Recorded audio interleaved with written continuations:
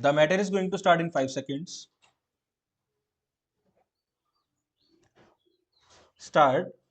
Sir, I would suggest for the consideration of the House, and this is what we have been attempting to do in our science and technology plan also. We should have a plan of developmental application of rural technology.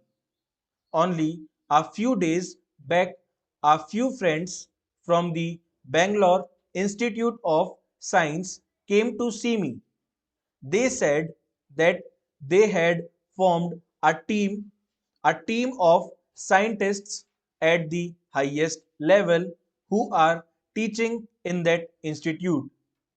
They said they decided to go to a village about 70 miles away from Bangalore and settle down there and then identify the problems there, trying to find out how science and technology could be applied for the purpose of removing backwardness there, for the purpose of improving the productivity, for the purpose of bringing about a better environment there.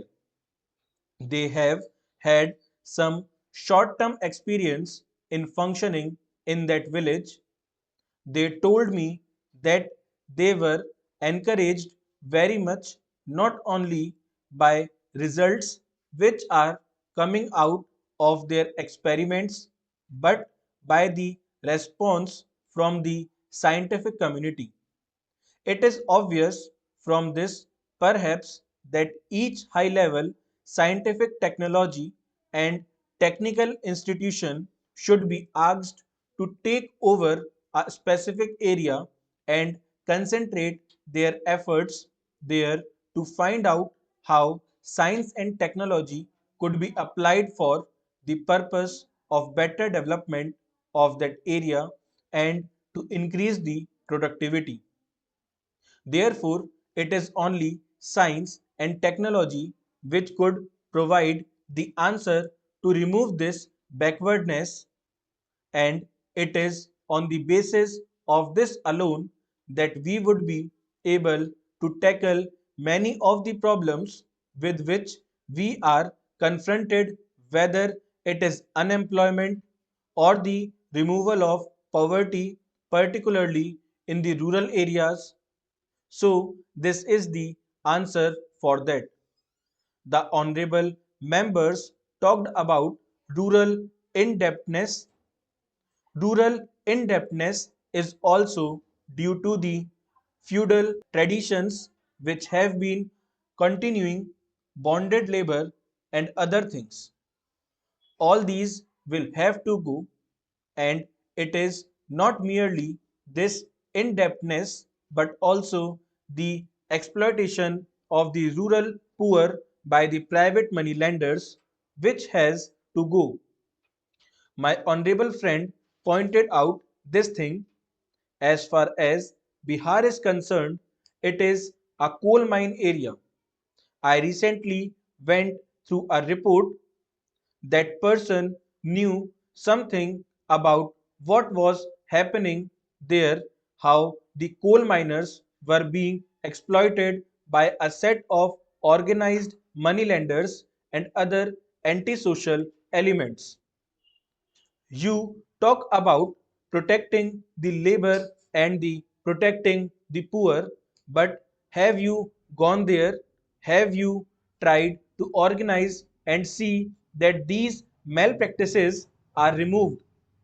Therefore, there is no use blaming others if we have not done anything about it, and to that extent, we also contribute to the deterioration of the situation there. Therefore, it is a challenge of all of us. There is no use of throwing blame on somebody if the private money lender is going to lead to this sort of exploitation of rural poor and even of the industrial labor. Then we have got to sit down and think about it, how to abolish it, how to eradicate this practice.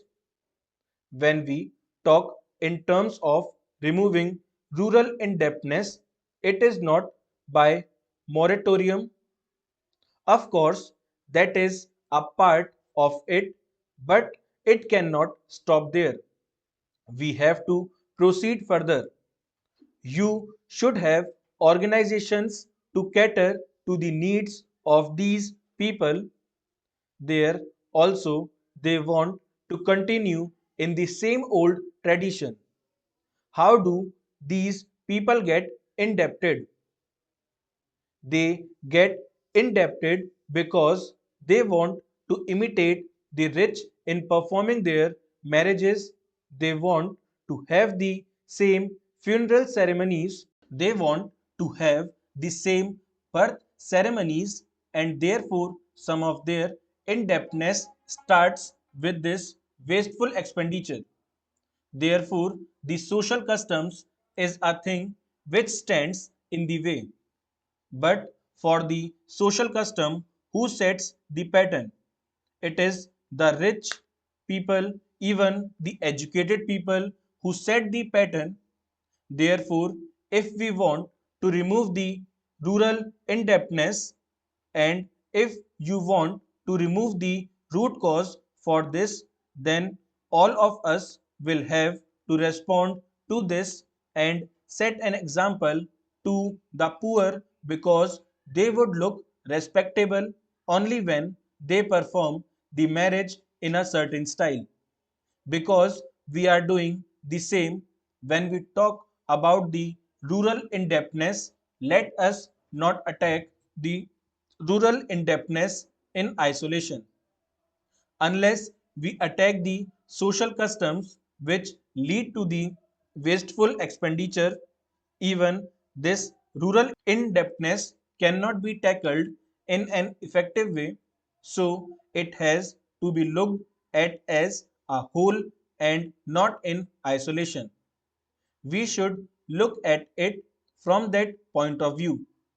It is the educated group, the richer section of the people, who spoil the poorer sections by their own wasteful expenditure. I am coming to dowry. When we talk about it in the International Year for Women, we are thinking of liberating the women. Can we liberate them from the dowry system? Who are the worst signers in this dowry system today? Full stop.